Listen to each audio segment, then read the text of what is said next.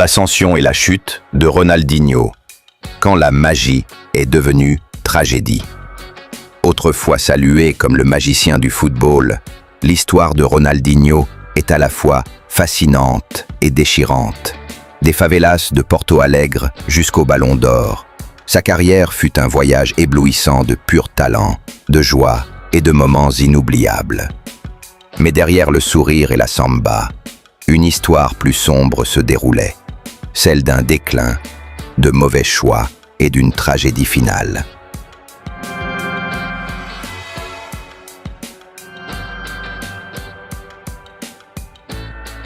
L'ascension d'une légende. L'amour de Ronaldinho pour le football a commencé dans les rues poussiéreuses du Brésil. À 13 ans seulement, il inscrit 23 buts dans un seul match de jeunes, ce qui le désigne immédiatement comme un prodige. En 1998, il fait ses débuts professionnels avec Grêmio et devient rapidement célèbre pour son dribble, son flair et sa capacité à ridiculiser les défenseurs. Sa grande chance arrive en 2001 lorsqu'il rejoint le Paris Saint-Germain. Malgré des problèmes en dehors du terrain et la barrière de la langue, son talent explose. Ce n'est qu'une question de temps avant que le FC Barcelone ne le signe en 2003, et c'est là que la magie rencontre la scène mondiale. Les années dorées à Barcelone. À Barcelone, Ronaldinho ne jouait pas simplement au football, il le redéfinissait. Avec ses dribbles hypnotisants, ses passes sans regarder et ses buts inoubliables, il a redonné vie au Camp Nou. En 2005, il remporte le Ballon d'Or et en 2006, il mène Barcelone au titre de la Ligue des Champions. Peut-être que son moment le plus iconique fut lorsqu'il reçut une ovation debout au Santiago Bernabéu après avoir humilié le Real Madrid avec 2 buts. Ce soir-là, même les supporters rivaux ont reconnu. Ils assistaient à un génie. Le début de la chute. Mais alors que son étoile brillait plus fort, la discipline de Ronaldinho commença à s'effriter. Les fêtes, les nuits tardives et le manque de sérieux à l'entraînement s'immiscèrent dans sa routine. Les entraîneurs et coéquipiers commencèrent à perdre patience. Ses performances déclinèrent et en 2008, Pep Guardiola en avait assez. Ronaldinho fut vendu à l'AC Milan. Bien qu'il ait montré des éclairs de génie en Italie, la magie commençait à disparaître. Les problèmes de conditions physiques, le manque de constance et son mode de vie le suivaient.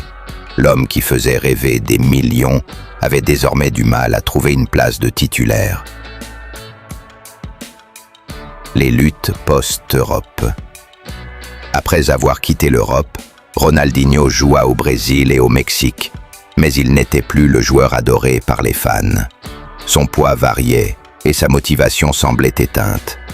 Bien que la foule scandait encore son nom, ses prestations ne reflétaient plus la légende qu'il était. En 2015, il prend sa retraite discrètement, sans annonce officielle.